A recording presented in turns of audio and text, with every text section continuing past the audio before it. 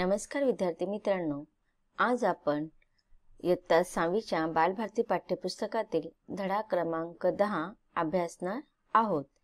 या धड्याचे नाव सुगंध सृष्टी असे आहे। सुगंध सृष्टी या पाठाचा हा सेशन क्रमांक पहिला आहे।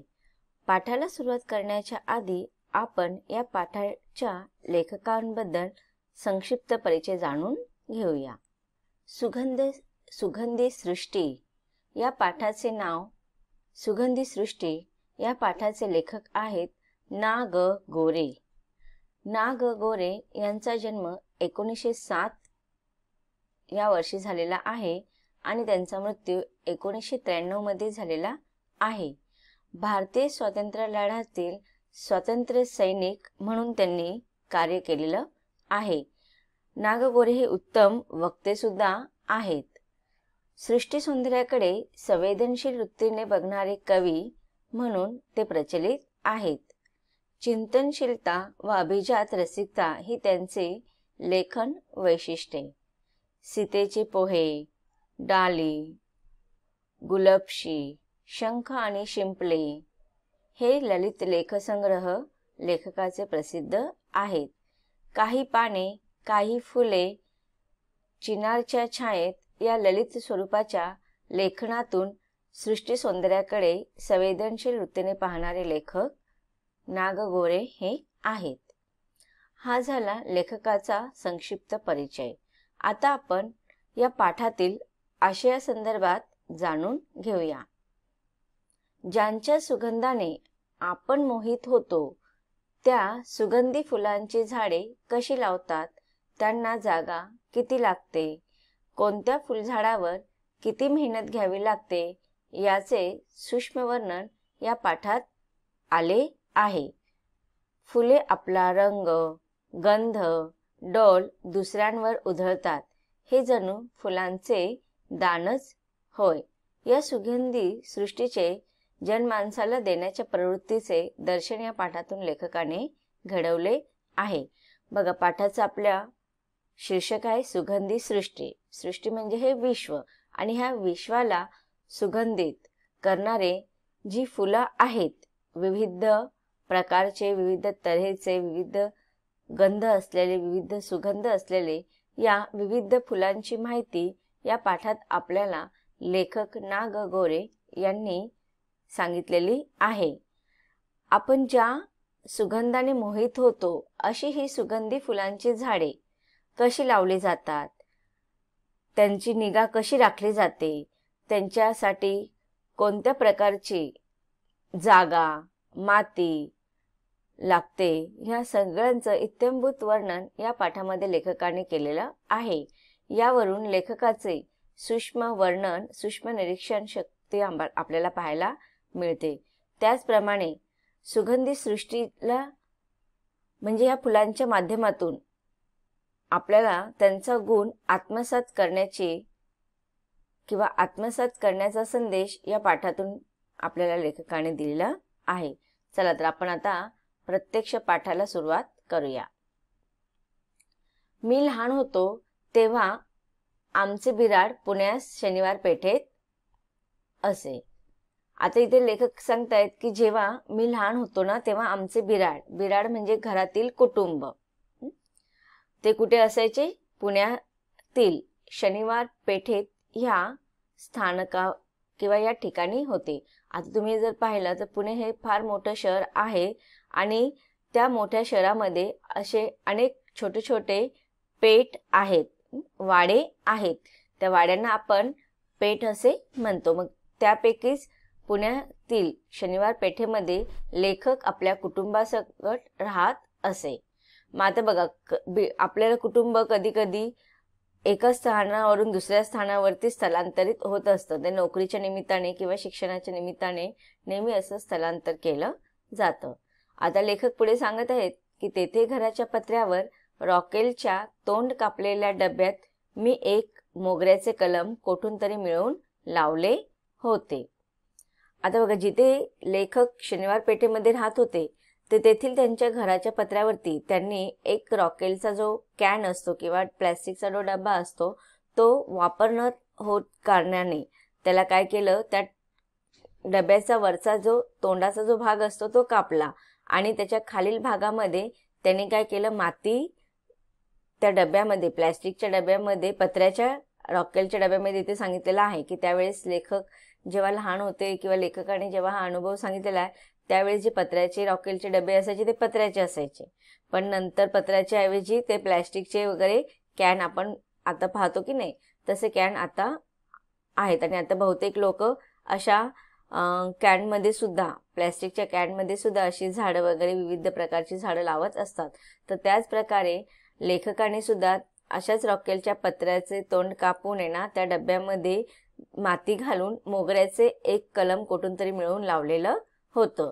हातभार उंचीच्या त्या रोपट्यावर पहिली कळी मोहरली तेव्हापासून ती फुलेपर्यंत मी रोज 10दा त्या कुंडीपाशी जाऊन येई. आता बघा, सगळ्यांना फार अप्रूप असतं, खूप नवल असतं, खूप आश्चर्य असतात की जेव्हा एखादी गोष्ट जेव्हा आपण करतो तर ती जाणून घेणे मध्ये आपल्याला फार रस असतो. आणि जेव्हा आपण एखादं झाड लावतो, ते झाड आपण अत्यंत जिव्हाळ्याने लावलेलं असतं, प्रेमाने लावलेलं असतं. आणि जसं जसं आपण लावलेलं झाड हळूहळू वाढत असतं ना, तर ते वाढताना पाहून एक अत्यंत विशिष्ट प्रकारचा आनंद आपल्याला जाणवत असतो. तसाच काहीसा आनंद लेखकाला इथे जाणवत आहे की ज्यावेळेस त्यांनी ते मोगऱ्याचं कलम लावलं होतं आणि नंतर हळूहळू त्या कलम लावल्यानंतर त्या पत्र्याच्या डब्यामध्ये त्यांनी तो कलम लावल्यानंतर त्या झाडाचं ते काय करत होते, निरीक्षण करत होते आणि त्याची काळजी घेत होते की दररोज त्याला पाणी टाकणे, दररोज त्याच्याकडे पाहणे, हे त्यांचं रोजचं काम झालं होतं. मग कुंडीपाशी ते काय करायचे, दररोज 10 फेऱ्या मारायचे. आणि जेव्हापासून त्यांनी ते झाड लावलं होतं तर फुलं येईपर्यंत त्यांना असं झालं होतं की कधी हे झाड थोडं मोठं होतं आणि त्याला फुलं येतात. आणि ते फुलं पाहण्यासाठी, त्यांनी लावलेल्या त्या मोगऱ्याच्या कलमाला फुलं येण्यासाठी ते रोज त्या झाडाला निहाळायचे, त्याचं निरीक्षण करायचे आणि फुलेपर्यंत ते 10 वेळा दिवसातून त्या कुंडीपाशी चक्रा मारत राहायच्या. मुगाच्या दाण्या एवढी आणि पोपटी रंगाची ती कळी वाढता वाढता टपोर वाटोळी झाली, तकतकीत पांढरी दिसू लागली, उत्कट आतुर भासू लागली. आता बघा, मग जसं जसं ते झाड वाढत होतं तशी तशी लेखकाची आतुरता सुद्धा वाढत होती. आणि त्या मोगऱ्याच्या कलमाला एक छोटीशी कळी आली. ती जी कळी जेव्हा सुरुवातीला आली ना, तर त्याचं तुम्ही पाहिलं असेल, मोगऱ्याची कळी तुम्ही पाहिलेली असेल की अत्यंत छोटी असते. वरती सफेद पांढऱ्या रंगाची कळी असते आणि त्याच्या खाली आहे ना हिरव्या रंगाचा दांडा असतो. पण ते कळी फुलण्याच्या आधी तिचं जे हिरव्या रंगाच्या आतमध्ये ते सफेद पांढरा जो दाणा असतो तो अत्यंत छोटा वाटत होता. जसं की मूग जे असतं त्याचा दाणा तुम्ही पाहिला असेल, ते हिरव्या रंगाचा मूग असतो, तर त्याप्रमाणेच त्या मुगाच्या दाण्यासारखं ती वाटत होती. पोपटी रंगाची ती कळी दिसत होती आणि मग हळूहळू ती वाढू लागली. आणि जशी जशी ती वाढत गेली तशी तरी त्याचा त्या कळीचा वरचा जो भाग असतो तो टपोरा वाटोळी आकाराचा होऊ लागला. आणि नंतर हळूहळू ती मग पूर्ण हिरव्या पोपटी रंगातून ती पूर्ण पांढऱ्या रंगाची झाली. आणि जशी ती त्या मुगाच्या दाण्या एवढी ती कळी जशी पांढरी शुभ्र तकतकीत दिसू लागली ना, तसं तसं लेखकाचं त्याच्याबद्दलचं आतुरता अजून वाढू लागली. आई म्हणाली, आज ती फुलणार हो बहुत करून. मग बघा, लेखकाची आई काय म्हणाली की आज ही जी कळी आहे ना, ती जी पांढऱ्या रंगाची आता झालेली आहे, म्हणजेच ती काय होणार आहे, नक्कीच आज ती पूर्ण फुलांमध्ये रूपांतरित होणार आहे. ती कळी आज काय होणार आहे, फुलणार आहे. संध्याकाळी 6च्या सुमाराला कळीच्या कुंडीतील एक पाकळी जरा बाजूला झाली. आता बघा, इथे लेखक आपल्याला काय सांगत आहे की संध्याकाळचा वेळ होता आणि 6च्या सुमारामध्ये ना त्या जी कळी होते बघा, इथे तुम्हाला दिसले, कळ्या कशा असतात फुलाच्या की त्या जेव्हा त्याच्या पाकळ्या असतात एकमेकांना घट्ट चिपकलेल्या असतात, तर तशीच ती कळी होती मोगऱ्याची आणि एक एक पाकळी तिची उमलणार होती. मग संध्याकाळच्या 6च्या सुमारास त्या कळीच्या कुंडीतील एक पाकळी आहे ना थोडीशी बाजूला झाली. मग लेखक सांगत आहेत की संध्याकाळी 6च्या सुमाराला कळीच्या त्या कुंडीतली एक पाकळी जरा बाजूला झाली. अमळशाने दुसरी पाकळी, मग तिसरी. अमळशाने म्हणजे जराच्या थोड्या वेळाने किंवा जराशा वेळाने. मग थोड्या वेळाने काय होऊ लागली, एक एक पाकळी आहे ना अशी ती बाजूला होऊ लागली. म्हणजेच कळीचं रूपांतरित आता फुलामध्ये होणार होतं, परंतु पूर्ण फूल ते फुललेलं नव्हतं. मग अशा रीतीने 1, 2 आणि तिसरी पाकळी उमलली होती, म्हणजेच त्या कळीपासून थोडी बाहेर येत होती. आणि त्याचं वर्णन लेखक पुढे करत आहे की सुगंधी पेटीचा एक एक खणत जणू उघडत चालला होता. बघा किती सुंदर कल्पना इथे लेखकाने केलेला आहे. आणि या संदर्भात तुम्हाला प्रश्न सुद्धा विचारला जाऊ शकतो की लेखकाने मोगऱ्याच्या कळीला सुगंधी पेटीची एक एक खणत जणू उघडत चालला होता असं वर्णन का केलेलं आहे. तर हा पूर्ण परिच्छेद तुम्ही थोडक्यात संक्षिप्त रूपाने ह्या प्रश्नाच्या उत्तरामध्ये तुम्ही लिहू शकतात की लेखकाने जी कळी मोगऱ्याचं कलम जे लावलं होतं आणि थोड्या कालावधीनंतर त्या कलमाला एक कळी लागली. सुरुवातीला ती मुगाच्या दाण्या एवढी हिरवी पोपटी रंगाची होती. नंतर मग त्याचा पांढरा शुभ्र रंग झाला त्या कळीचा आणि हळूहळू एक एक कळी थोड्या वेळाने उमलू लागली. म्हणजेच ती बाहेर येत होती.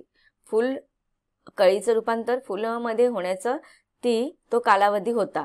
आणि ज्याप्रमाणे सुगंधी पेटी की सुगंधाची जी पेटी असते म्हणजे अत्तराची पेटी असते की नाही, आपण जसं जसं त्याचं झाकण उघडतं तर छोटं म्हणजे एक एक सुगंध तो हवेमध्ये दरवळत जातो. तसंच मोगऱ्याच्या कळी जी एक एक पाकळी बाहेर बाजूला येत होती की नाही, कळीच्या बाजूला जी फुलत होती, तर त्याच्या तुलना किंवा त्याची कल्पना किंवा त्याची उपमा लेखकाने सुगंधी पेटी जणू काही एक एक खणच उघडत चालली होती असा केलेला आहे.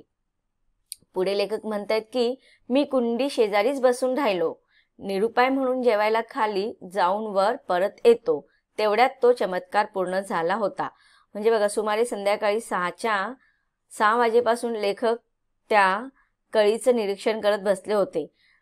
कळीपासून फक्त 3च पाकळ्या बाहेर पडल्या होत्या आणि लेखक त्या 6 वाजेपासून संध्याकाळपर्यंत रात्री जेवेच्या वेळेपर्यंत त्या कुंडी शेजारीच बसून राहिले होते. पण बराच वेळ झाला तरी कळीचं रूपांतरित फुलामध्ये झालेलं नसल्या कारणाने मग ते शेवटी जेवण्यासाठी तेवढेच गेले, पण तेवढ्यामध्ये पूर्ण चमत्कार होऊन गेला. कळीची सारी दले साप उघडली होती. मोगरा फुलला होता. म्हणजे लेखक इतका वेळ बसून जे निरीक्षण करत होते ते त्यांना कळीचं फुलामध्ये झालेलं रूपांतरित ते पाहता नाही आलं की ज्या क्षणाची ते आतुरतेने वाट पाहत होतं निमित्त झालं ते जेवायला गेले आणि तेवढ्या वेळातच त्या कळीचं पूर्ण फुलामध्ये रूपांतरित होऊन गेलेलं होतं. मोगरा पूर्ण रूपाने फुलला होता.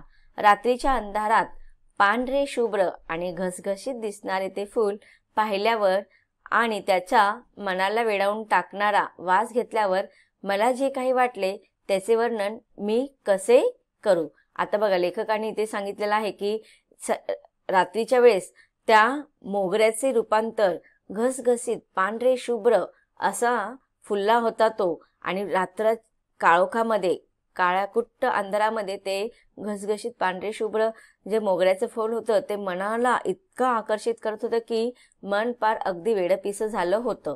आणि लेखक सांगतात की हे वर्णन मी करण्यासाठी खूप प्रयत्न करत आहे पण मला ते वर्णन करण्यासाठी शब्द मिळत नाहीत.